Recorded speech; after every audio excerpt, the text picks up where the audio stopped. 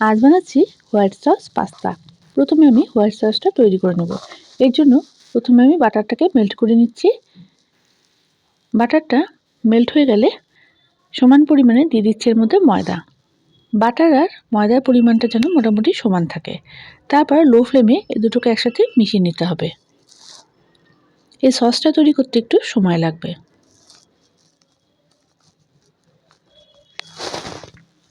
এই সসটা তৈরি করার সময় আমি বারবার দুধের ইউজ করব। একবারে দুধটা দেওয়া যাবে না, 3 থেকে 4 বার আমাকে দুধ ইউজ করতে হবে অল্প অল্প করে। প্রথমে আমি খানিকটা দুধ দিয়ে দিচ্ছি।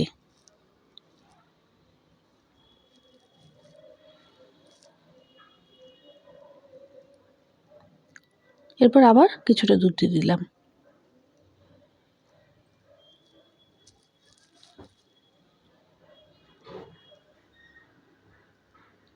স্মুথ একটা সস তৈরি করতে হবে।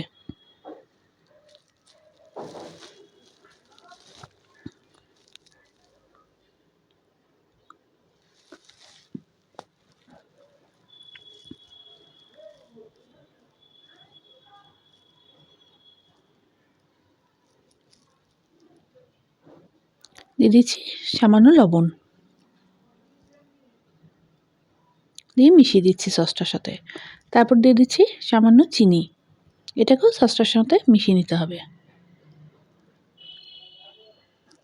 তারপর অন্য একটা পাত্রে বাটার দিয়ে এর মধ্যে দিয়ে দিচ্ছি চপড করা আদা।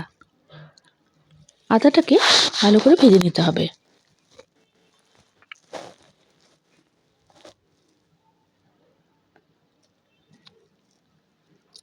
আদাটা ভাজা হয়ে গেলে এর মধ্যে দিয়ে দিচ্ছি চপড করা পেঁয়াজ। পেঁয়াজটাকেও খুব ভালো করে ভেজে নিতে হবে। পেঁয়াজটা ভাজা হয়ে গেলে এর মধ্যে দিয়ে দিচ্ছি চপড করা গাজর আর ক্যাপসিকাম।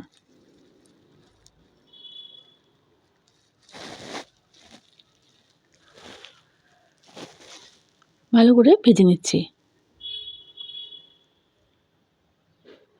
এরপর এর মধ্যে দিয়ে দিচ্ছি চপড করা রসুন।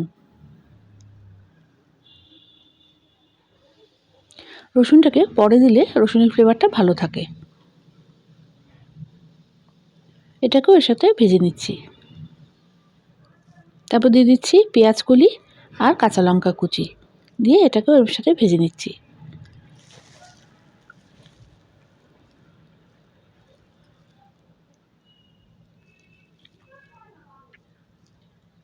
তারপর এর মধ্যে সামান্য লবণ আর চিনি দিয়ে দিচ্ছি, দিয়ে আবার কিছুক্ষণ ভেজে নিচ্ছি। তারপর গ্যাসটা বন্ধ করে দিচ্ছি, দিয়ে এর মধ্যে দিয়ে দিচ্ছি অরিগানো।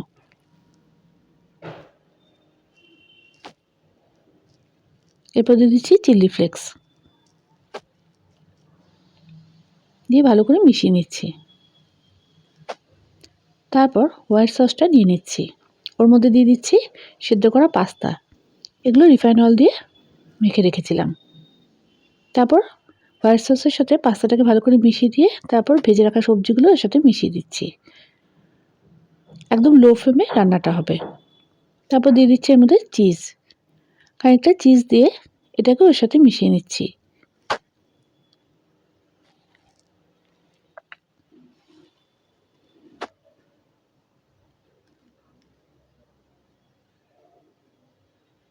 এর মধ্যে সামান্য চিনি আর লবণ দিয়ে দিচ্ছি, দিয়ে এটাকেও মিশিয়ে নিচ্ছি।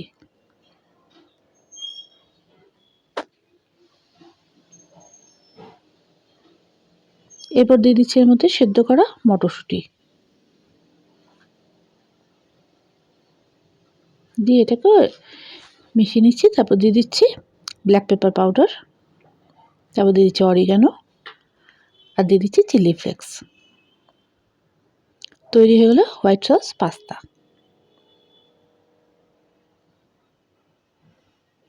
আপনাদের কেমন লাগলো অবশ্যই আমাকে কমেন্টস করে জানাবেন, আর আমার চ্যানেলটা লাইক আর সাবস্ক্রাইব করতে ভুলবেন না প্লিজ।